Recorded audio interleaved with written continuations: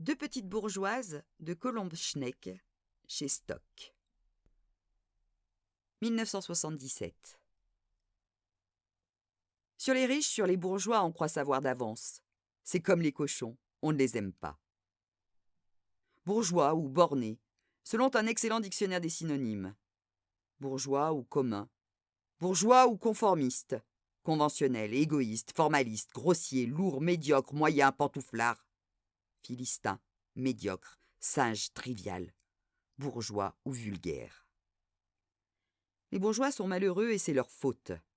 Ils sont là à geindre avec leurs problèmes de riches, leur dépression, leur régime, les travaux dans leur appartement, la poussière, leurs domestiques, la queue au télésiège. Quant aux bourgeoises, forcément étriquées, mal baisées, la peau trop tendue, les pieds serrés dans des escarpins, la main agrippée à leur sac. Et leurs enfants, et leurs filles surtout. Aucun espoir que cela s'arrange. Esther et Héloïse se rencontrent donc en 6e. Elles sont donc dans la même classe, à l'école alsacienne, une école privée parisienne, une école pour bourgeois libéraux. Les pires, ceux qui ont toutes les chances sans les règles, qui pensent être du bon côté parce qu'ils sont de gauche, qu'ils échapperaient ainsi à cette accusation. Bourgeois. Sale race. Elles sont des filles à papa, des gosses de riches, la cuillère en argent dans la bouche. Pendant longtemps, elles ne connaîtront rien d'autre. Des lunettes noires sur les yeux, leurs pistons, leur stage, leur t-shirt Agnès B, leur meilleure place dans le train. Qu'elles souffrent comme tout le monde, qu'on les enferme, qu'elles soient humiliées, rabaissées, qu'elles subissent ce que toutes les petites filles, les adolescentes, les femmes du monde subissent. Il n'y a pas de raison qu'elles échappent, parce qu'elles sont nées dans les bons quartiers, au sort qui leur est réservé. Pourquoi Héloïse et Esther? Et pourquoi pas nous? Il suffit de regarder leur mère. Elles ont 40 ans, mais l'air d'en avoir 30. Leur peau lisse, émassée par des crèmes de chez Guerlain au parfum délicat.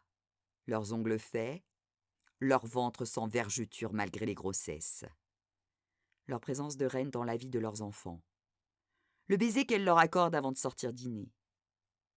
Il faut ouvrir l'armoire de leur mère, où sur des cintres en bois se succèdent des chemises en soie rangées par dégradés de couleurs et repassées par d'autres femmes qui n'ont pas leur chance. Il suffit de voir comment elles remplissent leur frigo. De la mousse au chocolat artisanale, dans des pots en verre sans additifs dégoûtants, qui donnent le cancer. Des petits pois ultra fins, qui exigent qu'une personne payée pour cela les écosse à la main. Du café en grains, à la saveur incomparable, qu'il faudra moudre dans une machine adéquate, quelques minutes avant d'être servi. Il suffit de regarder Héloïse et Esther lire dans leur chambre, qu'elles ne partagent avec personne, les murs recouverts de tissus à fleurs de chez Laura Ashley, les livres qu'elles n'auront pas besoin de rendre à la bibliothèque. Le calme. Jamais le cri d'un voisin ne vous dérange. Jamais le son d'une télé trop forte ne traverse les murs. Les draps dans leur lit, en percale unie, les oreillers assortis, leurs sous-vêtements à rayures roses et blanches en pur coton. La moquette claire sans tache. Elles peuvent se lever la nuit. Elles n'auront pas froid aux pieds. Leurs robes de chambre en laine d'Écosse, leurs chaussons en cuir rouge, les miniatures de parfums qu'elles collectionnent, leurs emplois du temps du mercredi, leurs cours de danse, d'équitation, d'anglais, de piano, de chinois, leur emploi du temps du samedi, les cours de dessin, de théâtre, de tennis, de natation.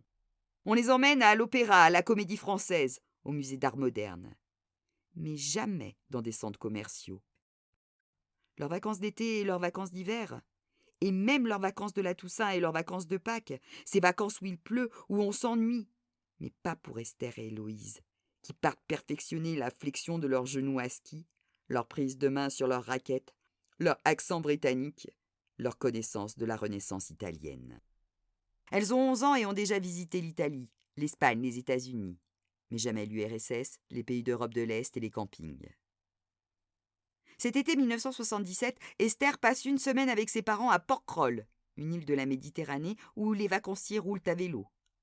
L'hôtel, une grande maison en crépi rose orangé, est situé dans une partie isolée. On y accède grâce à un Dodge rouge, conduit par un chauffeur égyptien habillé de blanc. Les habitués le saluent, lui serrent la main, connaissent son prénom. Ahmed sourit, il conduit avec élégance ce camion ouvert, comme ceux qui transportent des ouvriers agricoles, mais dans lequel on a aménagé 2 confortables banquettes de cuir. Les voyageurs s'agrippent comme ils peuvent aux arceaux, conscients d'un double privilège. C'est une des rares voitures autorisées ici. Ils n'ont pas l'habitude de ce genre de transport. Le Dodge s'engage sur une piste cabossée de pierres rouges, longe une forêt d'eucalyptus. L'île est un parc naturel protégé. L'hôtel est entouré d'un grand jardin de pins parasols et de lauriers roses. De lourdes chaises à bascule peintes en blanc et tendues d'une toile bleue marine ont été placées à l'ombre. La chambre d'Esther, petite, blanche, un lit de bois foncé recouvert d'un boutis blanc, est sans salle de bain ni toilette. Elle est étonnée. Son père commente. C'est le charme du lieu. Il est des Cathy. Ils y retourneront tous les étés. Sa mère écrivant dès le mois de janvier, espérant obtenir 2 chambres malgré la liste d'attente. Un hiver, les propriétaires décident de rénover la maison et de la transformer en palace rose plus impersonnel. Ce n'est plus leur goût. Ils migreront vers Port-Cros, l'île voisine, pour un hôtel aussi charmant et décati. Ces mêmes chambres sommaires, ces salles de bain exiguës, ces habitués qui se saluent d'un signe sans se parler, ces mêmes criques et petites plages désertes où l'on court dès le matin avant de prendre son petit déjeuner. Un paréo suffit, on ne cherche pas de place pour se garer à l'ombre. On ne porte pas de pique-nique, de chaises pliantes, de parasols. On ne reste pas écrasé par le soleil, le corps collant et irrité par l'eau salée et les crèmes solaires. Il suffit de quelques pas pour s'installer sur une chaise longue en toile sous les pins parasols et nager à nouveau alors que la lumière est dorée. Esther garde de cet été 1977 le goût pour les bains de mer dans la Méditerranée. Mais elle n'en connaît que ces plages vides, le luxe de ce qui paraît sauvage, intact, car préservé de ceux qui n'en ont pas les moyens. Esther observe quand elle débarque du bateau à Toulon ou ailleurs les pizzerias, les boutiques de maillots de bain, les places de parking et les campings, les supermarchés et les ronds-points, la foule. Elle se protège de la culpabilité en se disant que le faste de cette eau étincelante, sa fraîcheur idéale équilibrant de manière idéale la chaleur idéale de l'air, le délice d'un corps lustré et salé, est une drogue pure et gratuite. Il faudrait ne pas quitter ces profondeurs, de se laisser ainsi s'en retourner vers la terre où se dressent toutes les contingences sociales auxquelles Esther se heurte peu. Quand Héloïse lui raconte ses vacances à Saint-Tropez, la maison de sa grand-mère et les journées au Club 55, Esther se dit à son tour que d'autres ont plus de chance qu'elle. En octobre 1977, Héloïse et Esther vont en visite scolaire découvrir la Grande Borne, un nouveau quartier à Grigny, en banlieue parisienne. Elles prennent le RER à la station Luxembourg, la plus proche de chez elles. Les wagons blancs, bleus et rouges, tout neufs, les pelouses en bas des tours, les jeux de plein air, les sculptures en forme de serpents colorés, le portrait de Rimbaud, les couleurs sur les murs, le bleu clair, le rouge, le jaune, tout leur plaît. Esther se dit qu'elle aimerait bien vivre là, dans un immeuble moderne plutôt qu'appareil dans un vieil immeuble sombre. On peut les détester de ne pas voir. C'est facile, et cela arrivera et elles seront punies. Enfin, surtout Héloïse. Imaginons une enquêtrice observatrice affûtée à qui l'on aurait commandé une peinture sociale de la bourgeoisie parisienne dans les années 70, qui aurait été placée en situation simultanément chez les parents d'Héloïse et chez ceux d'Esther. Cette enquêtrice a fait des études de sociologie à Vincennes. Elle est féministe, vient d'un milieu ouvrier. Elle aurait commencé par une description des lieux et de leurs habitants, et aurait d'abord pensé qu'il s'agit de 2 familles identiques, avant de comprendre son erreur.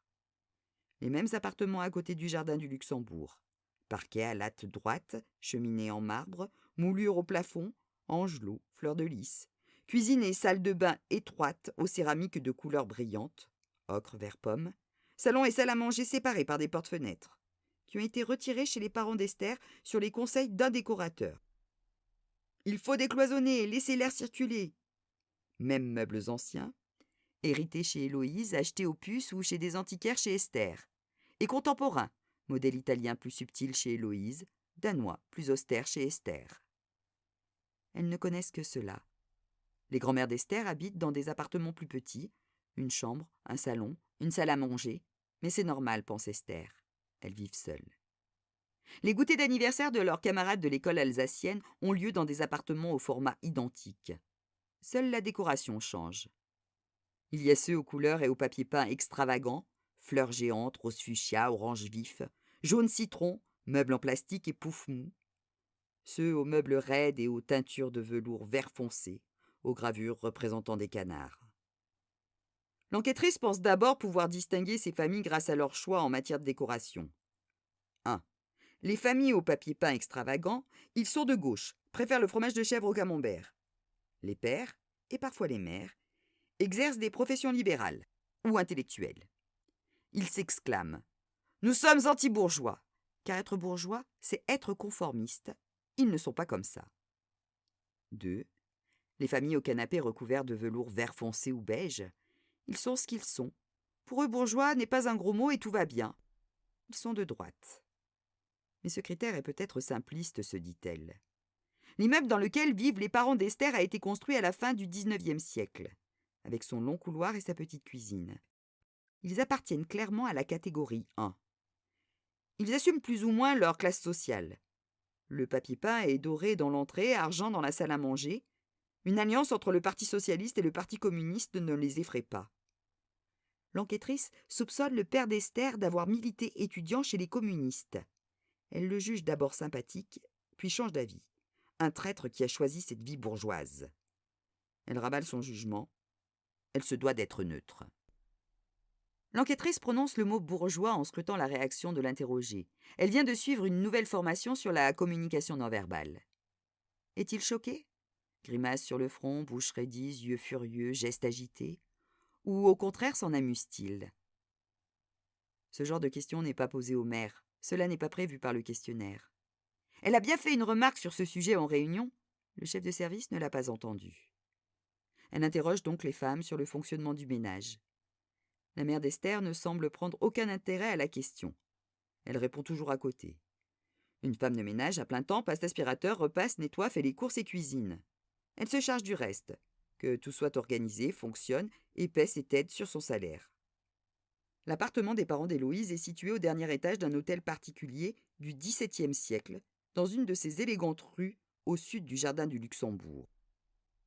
Les plafonds sont hauts, le parquet en point de Hongrie en chêne cuivré, les lattes sont de 2 cm plus larges que chez les parents d'Esther. Pas le velours vert et les gravures anciennes auxquelles l'enquêtrice s'attendait. Sur les murs blancs, des portraits. Elle se demande s'il s'agit d'ancêtres et remarque des tableaux contemporains, des taches de couleurs vives.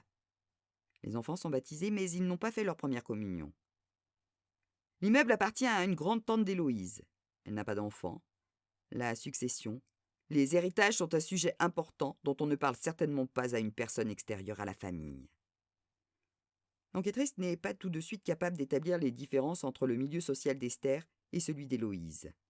Elle voit des riches, des bourgeois, de grands appartements. Elle voit 2 parents, une fille unique, presque les mêmes pères, petits, ronds, chauves, joyeux, aux professions libérales. Celui d'Héloïse est notaire, lui-même fils de notaire. Celui d'Esther, médecin, fils d'un tailleur à domicile, gâtant beaucoup trop ses enfants. Les mêmes mères, belles, distantes, angoissées, études supérieures.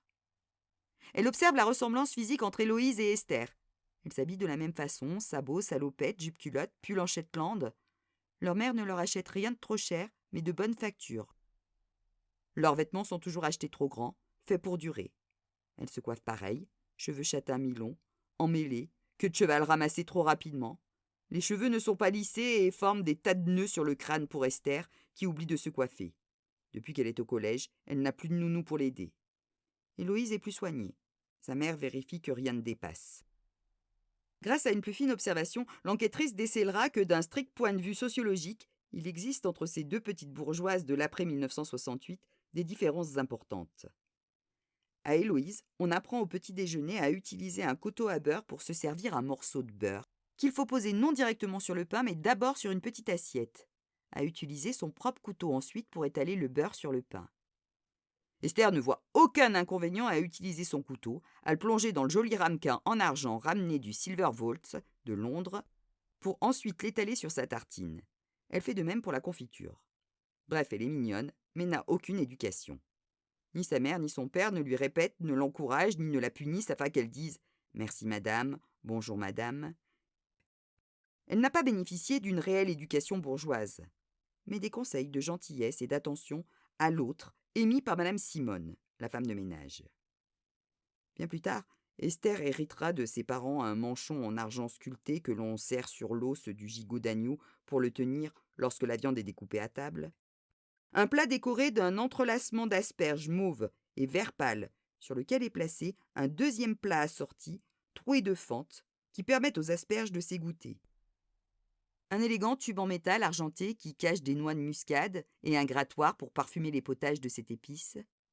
Des cuillères en entremets, des couverts à poisson, des couteaux aux manches d'ivoire, mais elle continuera d'ouvrir la bouche quand elle mange et de faire du bruit en mastiquant. Quand Héloïse se tient parfaitement à table, manie ses couverts avec souplesse, sait se taire quand il le faut, envoyer un mot pour remercier de la moindre invitation à goûter, et écrire de sensibles lettres de condoléances à des gens qu'elle connaît à peine. Les parents d'Héloïse appartiennent à la grande bourgeoisie, à l'aristocratie par sa mère, quand l'origine sociale d'Esther est incertaine. Immigrants juifs d'Europe de l'Est dont les enfants ont bénéficié d'une éducation publique de qualité. Plus tard, Héloïse assumera qu'elle est une bourgeoise, que c'est ainsi, elle n'a pas à s'en excuser. Son père part travailler le matin à 7 heures, il rentre le soir à 21 heures. Il y a des règles à respecter. Il faut atteindre l'excellence. Elle s'y astreint. Travaille consciencieusement. Héloïse subit les inconvénients d'une éducation bourgeoise et ses obligations. Elle sait se tenir. Ses parents exigent beaucoup d'elle. Elle espère être à la hauteur. Elle passe la moitié de toutes les vacances à faire quelque chose d'utile. Stage linguistique en Grande-Bretagne, en Allemagne, stage de tennis, de voile, stage de maths. Il ne lui viendrait pas à l'idée de ne rien faire, de ne rien apprendre. Esther, qui préfère l'illusion à la réalité, mettra des années à admettre que ses parents sont riches. Enfin, pas très riches, mais plus riches que la moyenne. L'argent ne l'intéresse pas. Elle n'en parle pas, n'en cherche pas. Et ce désintérêt est bien la preuve qu'elle est une bourgeoise. Il ne faut pas avoir eu peur de manquer pour être dans l'illusion que l'argent n'a pas d'importance. Esther insiste sur le fait que ses 4 grands-parents ont immigré, qu'ils n'avaient rien en arrivant en France. À la mort de ses parents, elle héritera de meubles et même de quoi s'acheter un morceau d'appartement à Paris. Mais bourgeois, ce titre infamant, non, pas du tout. L'enquêtrice interroge ces 2 petites et résume ainsi la situation. Elles n'ont jamais eu faim. Esther a un compte à la boulangerie et elle prend tout ce qu'elle veut. Héloïse a un goûter prêt sur un plateau quand elle rentre de l'école. Un verre de jus de fruits et une tartine de pain beurré avec 4 carrés de chocolat. Elle pense que leur vie est normale, moyenne, équivalente à celle de nombreux Français, ni plus ni moins. Plus petite, Esther s'est même demandé si elle n'appartenait pas à la catégorie plouc. Invitée à déjeuner chez la petite X, la mère de son amie lui avait demandé son nom de famille, puis celui de sa mère, et avait hoché la tête de gauche à droite. Elle n'avait jamais entendu parler de cette famille. Elle était allée vérifier dans le bottin mondain, puis dans le wouzou. Rien. À 11 ans, elles sont encore dans une relative incertitude de leur situation sociale, se regardent en miroir. Moyenne bourgeoisie, grande bourgeoisie, elles ne voient pas de différence. Esther a posé la question à son père. « On est quoi? On est riche ou on est normaux ?» Il lui a répondu « On est moyen. » Elles avouent à l'enquêtrice qu'elles ont de la chance. Même si personne ne leur dit, elles ont lu des livres comme Le Petit Chose, avec des enfants malheureux et des instituteurs sévères qui donnent beaucoup de devoirs et frappent leurs élèves avec une baguette. Ce n'est vraiment pas leur cas. Elles parlent beaucoup de leur école. Leurs professeurs de l'école alsacienne ne donnent pas de devoirs. Elles doivent rendre 1 fois par trimestre un chef-d'œuvre, un travail de leur invention, ce qui les amuse beaucoup. Héloïse invente des mots croisés, des charades, des jeux. Esther écrit des histoires qu'elle illustre. On ne leur demande pas d'apprendre par cœur, car elles risqueraient d'être traumatisées, atteintes de phobie scolaire, ou pire, d'ennui. Esther est étourdie et paresseuse. Héloïse est consciencieuse et sérieuse, note-t-il. Et c'est là que réside la pire injustice, remarque l'enquêtrice.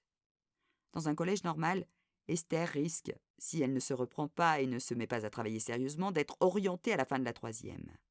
Mais parce qu'elle appartient à cette nouvelle classe sociale émergeant dans les années 70, la bourgeoise libérale intellectuelle de gauche, elle est encouragée, soutenue.